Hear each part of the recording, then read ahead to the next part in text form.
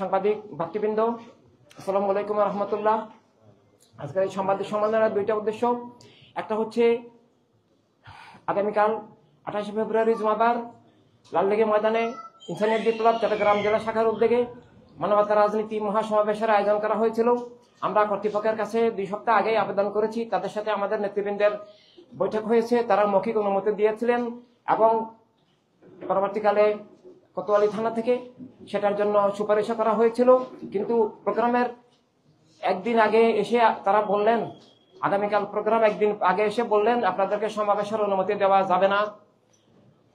আমরা জিজ্ঞাসা করলেন আমাদের নেতৃবৃন্দ যে কেন দেবেন না, তারা বললেন যে উপরের নির্দেশ আপনাদেরকে দেওয়া যাবে না। তো এই সংবাদ সম্মেলন আমরা এটাই আপনাদের সামনে তুলে ধরতে চাই যে নিবন্ধিত একটা শান্তিপূর্ণ মানবতার রাজনীতির দল, যেটার 40 বছরের ইতিহাসে কোনো সংঘাত দ্বন্দ্বের ইতিহাস নাই, তারা সেটাকে বন্ধ করে তারা গণতন্ত্রের বিরোধী কাজ করেছেন, তারা রাষ্ট্র বিরোধী কাজ করেছেন, তারা সংবিধান বিরোধী কাজ করেছেন, তারা বৈষম্য তৈরি করেছেন, তারা আমরা জনগণের মানবাধিকার, গণতন্ত্রের অধিকার, নাগরিকত্ব হরণ করেছেন এবং সেটার সেই অন্যায়, অবিচার, স্বৈরতার, দস্যুতার, তাদের ফ্যাসিবাদী আচরণের প্রতিবাদে এবং অপরদিকে তাদের প্রতি আমাদের আহ্বান থাকবে, আবেদন থাকবে, আপনারা এই স্বৈরতান্ত্রিক আচরণ, গণতন্ত্র বিরোধী, মানবতা বিরোধী, অধিকার স্বাধীনতা হরণকারী এই ফ্যাসিস্ট আচরণ আপনারা সংশোধন করে আপনারা গণতন্ত্রের পক্ষে আসুন।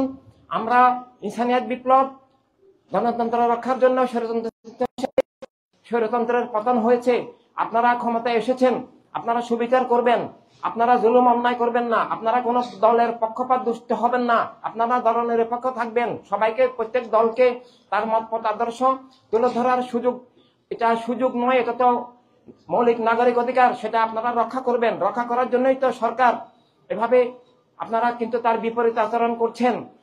তো এই যে এই আচরণের প্রতিবাদে এবং আবার আমাদের গণতান্ত্রিক অধিকার ফিরিয়ে দেওয়ার দাবিতেই অন্তর্বর্তী সরকারের কাছে আমাদের আবেদন হিসাবে এই সংবাদ সম্মেলন, একই সাথে জনগণের কাছে, দেশের সকল জনগণের কাছে, যে আমরা যে কোনো ধর্মের, যে কোনো মতপাতের মানুষ হই, নিরাপত্তা, অধিকার, স্বাধীনতা, গণতন্ত্র আমাদের সবার প্রয়োজন। যার যার ধর্ম বিশ্বাস আদর্শ নিয়ে চলার অধিকার আমাদের সবার প্রয়োজন।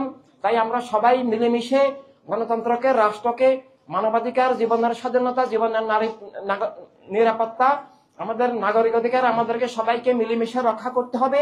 আর সেই জন্য মানবতা রাজনীতির মধ্য দিয়ে মানবতা রাষ্ট্রের লক্ষ্যে আমাদেরকে ঐক্যবদ্ধ হতে হবে, যেন আগামী নির্বাচন দলনিরপেক্ষ হয়, আগের মতো প্রহসনের নির্বাচন, গণতন্ত্র হত্যার নির্বাচন, কোন দলকে ক্ষমতার বলে, রাষ্ট্র ক্ষমতার অপব্যবহার করে কোন দলকে ক্ষমতায় এনে দিয়ে রাষ্ট্রকে, গণতন্ত্রকে ধ্বংসের আবার এই ধরনের দস্যুতান্ত্রিক নির্বাচন না হয়। তাই জনগণকে ঐক্যবদ্ধ হতে হবে।